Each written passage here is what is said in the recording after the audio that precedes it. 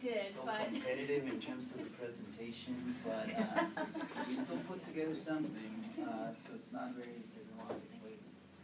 we're old school. Right. Yeah. So. Can we get rid of this?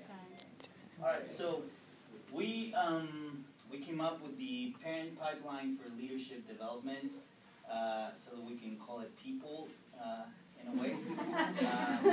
So I think that when we were thinking about what was going on, I think that the idea started from Kansas City Public Schools' idea of like opening Hail Cook, where it was just like an effort made from a community to open a school, and like they were able to lobby successfully into getting it open, and like what is the actual challenge that some other parents may face into actually organizing themselves and pushing through some type of project like that. So I think that our problem became parents in the urban setting are not involved with schools. So our first problem was that we wanted to verify whether or not that was a problem. We went out. We did not necessarily gather like a vast amount of people to talk to us, but we did get a feeling that people perceive themselves as being involved because they do go to parent-teacher conferences and they participate in concerts and things like that. So we kind of like started to think, so the perception that people have might be that as long as they are in compliance with school, that makes them feel engaged or involved. Where we kind of like thought that we wanted to see maybe an additional effort being made to improve the quality of the school. So we kind of like refined it a little bit and said we believe that parents do not actively participate in SAC meetings. So we started to talk to people about that particular, why would actually hold parents from getting involved in organizations, in an organized way within their school to address some of the problems that may not necessarily affect them personally.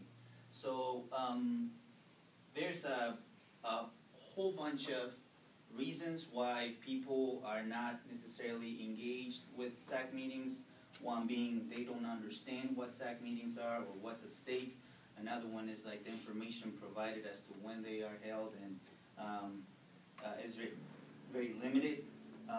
Some of the parents that I spoke to mentioned transportation, weather, child care, the fact that when they attend these meetings they are working on an hourly paid job, so they would actually have to take a 2-hour pay cut if they attended these meetings. So some of those difficulties. So we started to understand, like, all right, what if all these conditions were met so that you could actually attend? What would actually get you to participate and get involved a little bit more in the decision-making process that the school is going through? So interestingly, I personally do not believe in incentives to motivate people to do things, but people that I spoke to, interestingly, were talking about punitive incentives. So they were actually suggesting that if we actually punished students or parents in a certain way, they would probably show up to a meeting. Whereas another group of folks interviewed people who would mention if there was some sort of pizza or candy or whatever, we would actually be more prompt to go.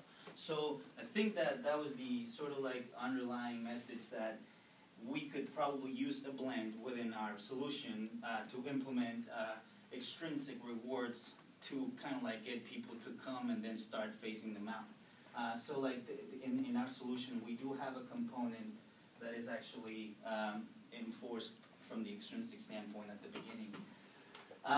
So what we thought of as an experiment, as our solution, proposed solution for this particular problem is we need to get parents to come to school, and we need to get them involved, and we need to get them to feel successful at participating in a decision that was made.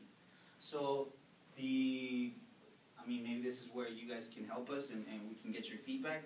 The easiest way that I thought about getting people involved would be to throw a party for to raise money for seniors or for a field trip or for whatever reason.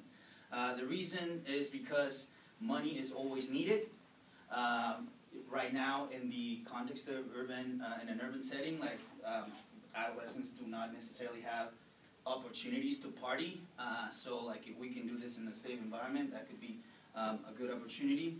And it's also like the logistics of one school throwing a party are huge, right? Like security and the concession stand and the logistics and the DJ and whatnot. So if we could have parents taking ownership of those little pieces, and then they could throw like a dance, and then we could actually, after the dance, like not making the dance like the ultimate goal, but actually like capitalize on like what were we able to accomplish as a unified body of parents, and then from there start to grow this idea that we're actually going to start fostering this sort of like, you know, mentality where parents understand that they come together, they work on something, a product is actually, like there is a final product that they can tangibly see results, and then they could start taking on more additional tasks that may be a little bit less appealing, such as reading through the 80-page report from C-Trust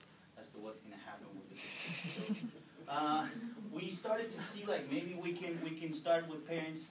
Like all of them, you know, some of them are already involved, some of them are going to be new. If the pizza brought in, if they were already engaged, like we're going to actually start making them get involved. So like we start to see like a gradual, you know, sort of like group of parents that are working with each other, and in the process of like throwing a dance, then the next time when we throw a dance, like there's a couple of parents who learn a little bit from the previous experience, so they can actually step up, take a little bit more ownership, delegate tasks, and then have new parents take on more of these responsibilities, so that by the time that we go full circle, any new parent that comes in, there's already some sort of like tradition in school that parents get involved, parents get things done. You have 1 minute. And that's the way that. What is our role within this? We want to make sure that it's never about incentives. It's never about, you know, like the pizza that we're offering in these meetings. It's always capitalizing on the success that we accomplish collectively. We also we will know that sometimes like things won't go well, but there's still a learning lesson that we can capitalize on. And then the last one, we sort of expect a lot of parents that do not necessarily believe in themselves as being leaders. So like always acknowledging that, you know, every time that they take on a responsibility, they are growing, and they can become mentors and step up as leaders for the school. I think that's it. Good. So my first question is, have you actually tested your solution? Have you had any